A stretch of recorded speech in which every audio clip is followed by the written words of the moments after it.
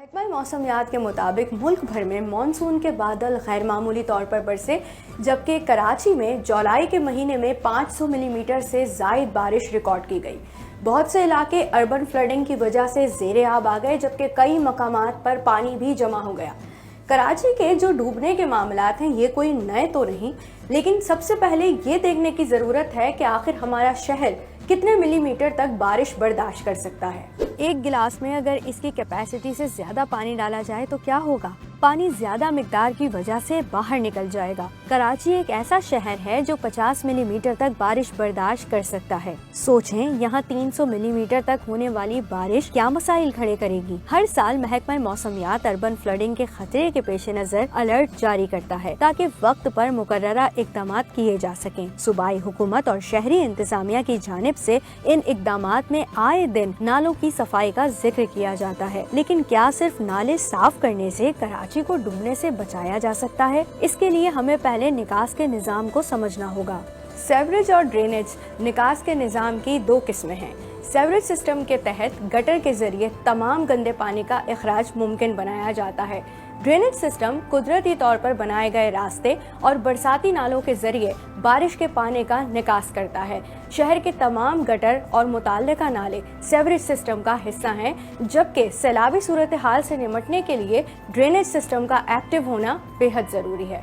कराची में एक अंदाजे के मुताबिक 41 बरसाती जबकि 500 के करीब छोटे नाले हैं जो बारिश का पानी मुंतकिल करने के लिए फीडर्स के तौर पर इस्तेमाल होते हैं। Karachi water and sewerage board के मुताबिक 60 नाले वो हैं जो सेवरेज के निकास के लिए बनाए गए हैं। 1961 में किए एक तजर्बे के तहत सेवरेज और ड्रेनेज के नालों को एक कर दिया गया था। यही वजह है कि हमारे शहर में ड्रेनेज के नाले खुश्क नहीं बल्कि सेवरेज के पानी से भरे दिखाई देते हैं। सोने पर सुहागा यह है कि कुछ नाले अनकवर्ड हैं और कुछ कवर्ड। इन कवर्ड नालों को साफ करना इंतहाई मुश्किल अमल है। इसकी वजह इन पर की जाने वाली गैर कानूनी और कानूनी तामीरात भी हैं, जिनके कसूरवार सियासी रहनुमा अब भी मंजर से गायब हैं। वहीं Sindh solid waste management board, जिसका काम शहर से कचरा उठाना और लैंडफिल साइट्स मुंतकिल करना है, मॉनसून की बारिशों से चंद रोज पहले एक्टिव होकर इतना ही काम करता है कि नालों का पानी फ्लो में बह सके, जबकि तमाम नाले साफ भी नहीं किए जाते। अगर कचरा नालों में मुंतकिल हो रहा है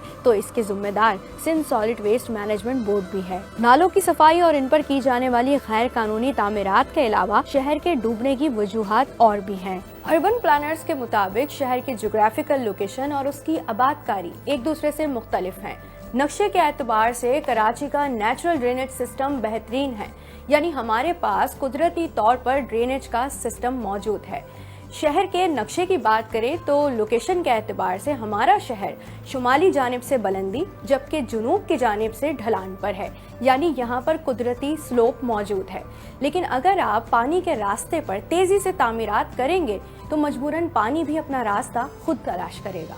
आपको बताएं कि कराची की ज्यादातर आबादकारी कुदरती निकास के रास्तों पर की गई है।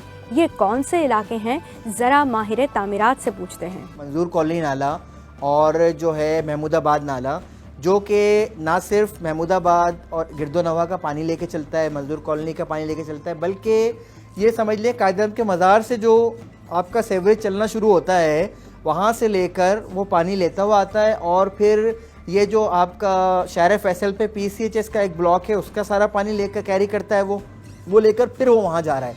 अच्छा, नालों का उसूल जैसे मैंने पहले कहा कि ये कि पहले अगर उसका वेट जो है वो शुरू में कम भी है, लेकिन जैसे जैसे वो समंदर की तरफ जाता जाए उसकी वेट जो है वो बढ़नी चाहिए, क्योंकि उसमें फ़्लो जो है वो बढ़ जाता है और उसकी हाइट जो है वो पानी की बढ़ना शुरू होती है। तो लेकिन क्या हुआ, जैसे DHA में तामीरात हुई, DHA फेज़ 7 की मिसाल लें, इसी तरह दीगर है, तो आगे अगर आप गूगल मैप के थ्रू देखें तो उसमें वाज़े नज़र आता है कि मंजूर कॉलोनी नाला चलता जा रहा है, अचानक जो है उसकी वेट जो है वो कम होना शुरू हो गई।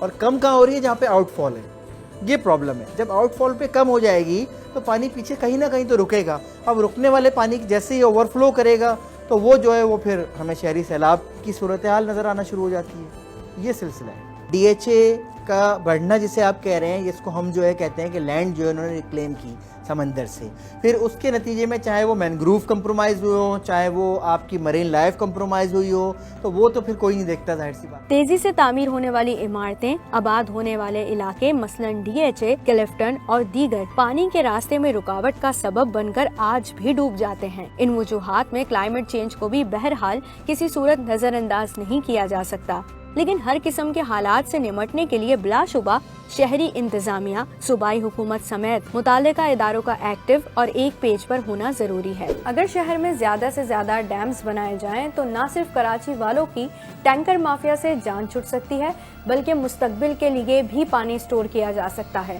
البتہ اس پر کوئی کام کیوں نہیں ہو رہا، یہی ایک سوالیہ نشان